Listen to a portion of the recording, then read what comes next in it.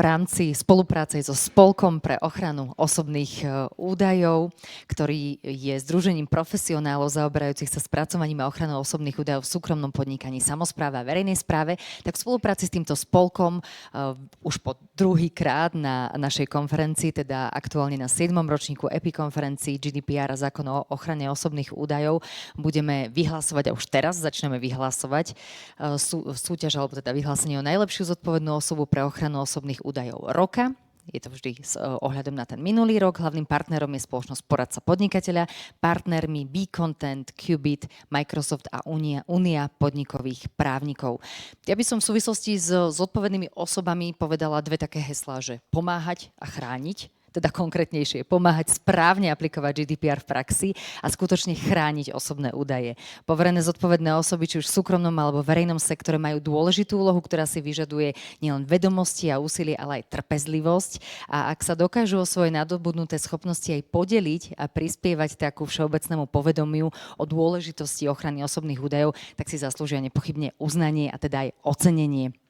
Zodpovedná osoba roka. My teda odomkneme takýmto pomyselným zámkom tú obálku, v ktorej sa nachádza meno osoby. Samozrejme, nie len, teda poviem vám, kto rozhodol o tejto osobe. Členovia poroty, tak ako aj minulý rok, boli Lucia Semančinová, Tatiana Valentová, Pavol Sabo, Lucia Čabová, Marcela Macová, Pavla Babicová, Robert Poliačko a Ivan Makatura. A odborná poradca teda bola zložená z členom spolku na ochranu osobných údajov a ďalších zástupcov odbornej verejnosti. A poprosila by som podpredsedu Spolku pre ochranu osobných údajov a manažera advokáta spoločnosti Deloitte Legal Slovakia pána Pavla Sabo, aby nám povedal, kto sa stáva zodpovednou osobou roka 2023. Kým otvoríte obálku, tak poprosíme aj možno fanfáru. Golden Globe. Takže osoba DPO roku za rok 2023 je pani Andrea Jecko.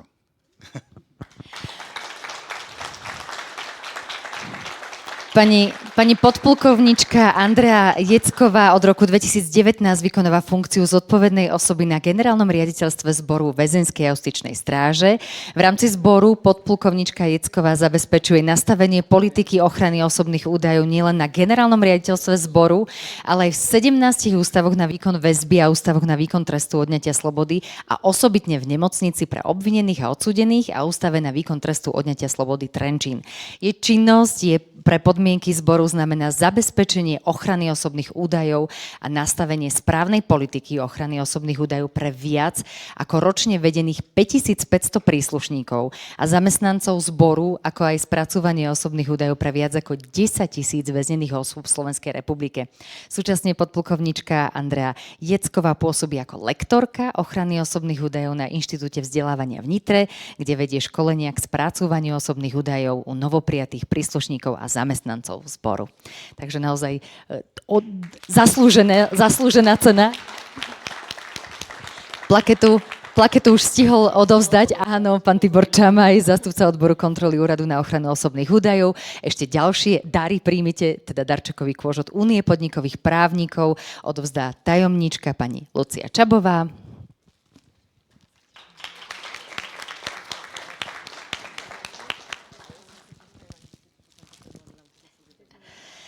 Ďalej poukážku na vzdelávanie a teda aj na lístky na budúcoročnú konferenciu odovzdá Andrea Váleková, brand manažérka pre právnický segment spoločnosti Poradca podnikateľa.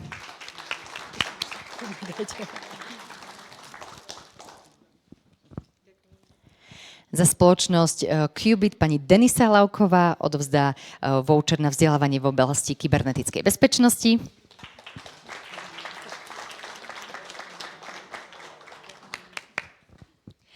A ešte poprosíme, aby ste prijali aj gratuláciu od podpredsedu Európskej federácie poverencov pre ochranu osobných údajov, pána Vladana Rámiša. Gratulujem. Máte ešte kvetiny?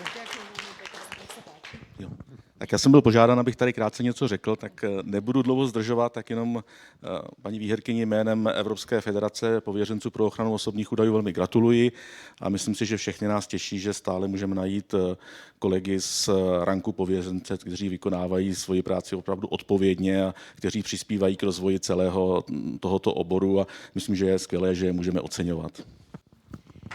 Ďakujeme krásne. A teraz je ten čas a priestor, aby sme dali slovo aj samotnej ocenenej, zodpovednej osobe. Ďakujem veľmi pekne, tak je to obrovské prekvapenie pre mňa. Takže trošku sa mi trasie hlas. Ja sa chcem poďakovať v prvé rade asi môjmu pánovi generálnemu riaditeľovi, ktorý ma teda nominoval na toto ocenenie Zboru väzenskej justičnej stráže. Je to také zadozučinenie, alebo teda odmena mojej práce, ktorú v zbore vykonávam. Zbor spracúva naozaj veľké množstvo osobných údajov všetkých kategórií a naozaj nepostupujeme len v zmysle GDPR, ale takisto aj podľa Európskej smernice, Európskeho parlamentu a Rady Európskej únie i podľa osobitného zákona. A naozaj možno zosúladenie tých všetkých troch režimov nie je vždy jednoduché a preto si veľmi vážim toto ocenenie, ktoré teda som dostala od vás. Takisto sa chcem poďakovať aj spolku. Od minulého roku som členom spolku na ochranu osobných údajov a ten prínos toho člena je obrovský. Nielen pre člena, ale aj pre zodpovedné osoby, každého jedného z vás si myslím. Vzájomnej spolupráci so spolkom na ochranu osobných údajov Českej republiky si myslím, že tomu odovzdaniu tých informácií, rozhodnutí, usmernení a možno nasmerovania rôznych tých webexov, ktoré sa organizujú, je na nezaplatenie. Takže naozaj veľmi pekne ďakujeme. Možno, že za viacerých hovorím. A ešte raz ďakujem, ja si to veľmi vážim. Srdečne gratulujeme. Samozrejme, dám slovo aj pánovi Pavlovi Sabo, podpredsedovi Spolku pre ochranu osobných údajov. Možno aj teda v súvislosti s tým počiarknutím dôležitosti naozaj udeľovania takýchto ocenení a zároveň, keby sme chceli, alebo keby niekto chcel nominovať niekoho vo svojej práci alebo niekoho vo svojom okolí, tak ako má nominovať osobu, aby možno budúci rok bol práve vyhlásený ten ďalší človek? Ďakujem pekne, ďakujem aj za teda pochvalu nášho spolku. Sme veľmi radi teda, že sme mali možnosť aj z kvalitných ľudí aj vyberať, takže komisia vyberala vás a myslím, že zaslúžene. Takže čo sa týka samozrejme tej role zodpovednej osoby, ja si myslím, že aj na tomto podujatí máte možnosť vidieť, že naozaj tá úloha zodpovednej osoby a dôležitosť rastie každým rokom. Keď to porovnáme 6 rokov dozadu a v porovnaní s dnešnou regulátorikou, ktorá proste narastá každým rokom a ktorá je ešte v legislatívnom procese v rámci Európskej únie, tak tie zodpovedné osoby, to už, ako sme zvyknutí, to nebude o jednej osobe, už sú obrovské týmy, takže v konečnom dôsledku, keď si zoberiete aj všetky tie požiadavky na tie zodpovedné osoby, musí to byť osoba, ktorá je manažersky schopná, ktorá je schopná po technickej stránke, ktorá má právne znalosti, ekonomické možno znalosti, tak svojím spôsobom tu hovoríme o štyroch profesiách v jednej osobe. Takže preto vlastne aj toto ocenenie má dať takú dôležitosť a zvýrazniť vlastne tú dôležitosť tohto inštitútu, takže aspoň týmto spôsobom môže ten spolok vlastne propagovať tieto osoby, ktoré naozaj celý ten rok si to vydrú skutočne, takže aby naozaj to ocenenie došlo, ktoré je, takže sme radi, že aj tie jednotlivé organizácie posielajú tie nominácie, takže dúfajme, že budúci rok ich bude ešte viac a v konečnom dôsledku všetky tie pravidlá, celý ten proces a postup je zverejnený na našej stránke, takže budeme radi, ak opäť bude možnosť mať z čoho vyberať aj ten budúci rok. Takže ďakujem pekne. Ďakujeme veľmi pekne.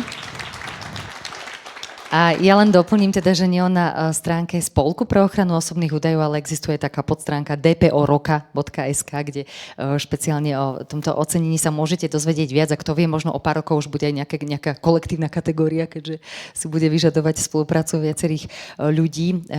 táto funkcia zodpovednej osoby.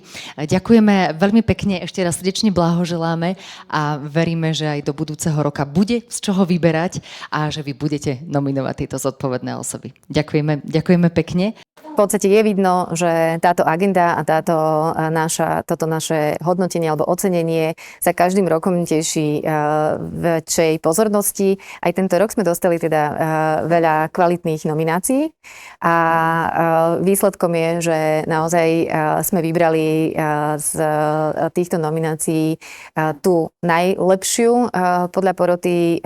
V tomto prípade to bolo jednohlasné pani Jecková, ktorej teda samozrejme gratulujem. Podľa nášho názoru toto ocenenie naozaj ukazuje to, že práca zodpovednej osoby je veľmi dôležitá a bez vlastne jej činnosti a bez jej účasti v organizáciách by osobné údaje neboli správne spracované a chránené tak vlastne, ako by mali byť podľa GDPR.